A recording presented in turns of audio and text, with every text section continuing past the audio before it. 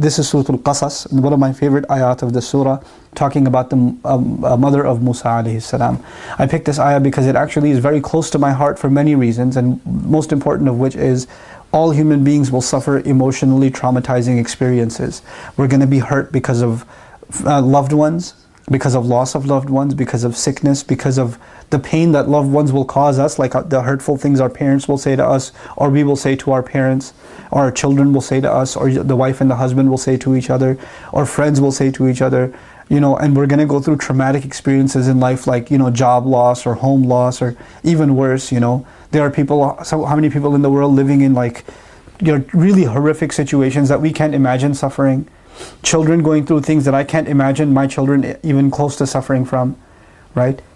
And that's a reality that so many people face. And this particular ayah, to me, is an ayah of great hope, because when people get scarred, people get emotionally damaged, then they feel like they're never going to be able to recover and move on with life again. Musa's mother had the colossal task of taking her baby and putting the baby in the water. A mother has to put her child in the water. That is it's not even an imaginable thing a mother can do.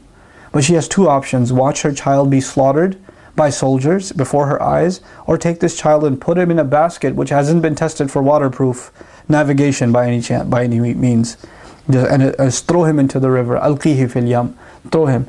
And Allah says, when she threw him into the water, when she threw the baby into the river, by Allah's inspiration, because she couldn't have gotten herself to do it emotionally, Allah empowered her to be able to do that.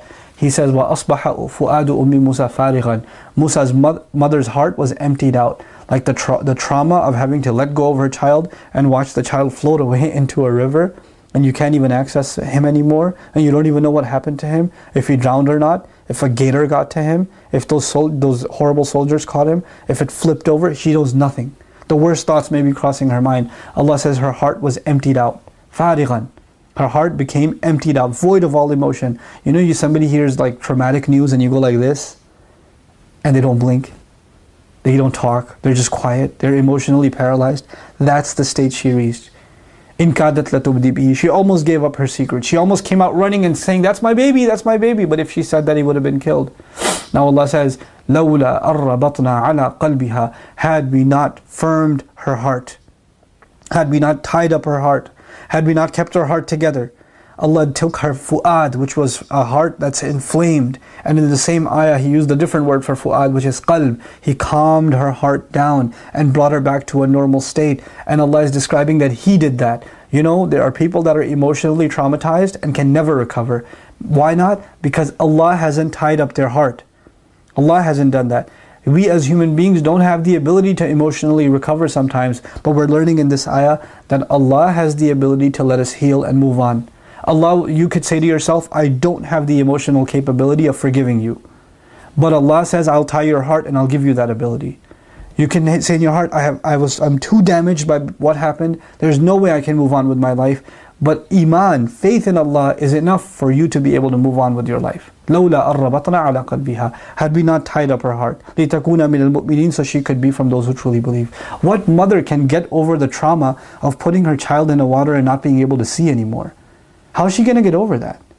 But Allah gave her the strength of heart that not only did she get over it, she was able to think clearly afterwards and send his sister after him. She wouldn't have been able to think at all had Allah not intervened. So Allah will intervene into our emotional states. He will intervene. And she's not a prophet. She's just a believer, which means this is an opportunity for you and me. Whatever emotional trauma you're going through, know that Allah can intervene and give you peace of mind, peace of heart. And He can give you tranquility again. Whether it's anxiety, fear, whether it's grief, whether it's anger, whatever emotion, whatever thing has happened that's scarred you, that's left you scarred, Allah can remove that scar entirely. And I pray that you are able to ask Allah for that genuine removal of scar, and that Allah Azza wa Jal gives you that firmness of heart, so you can be from those who truly, truly believe and can live a healthy spiritual life and healthy emotional life.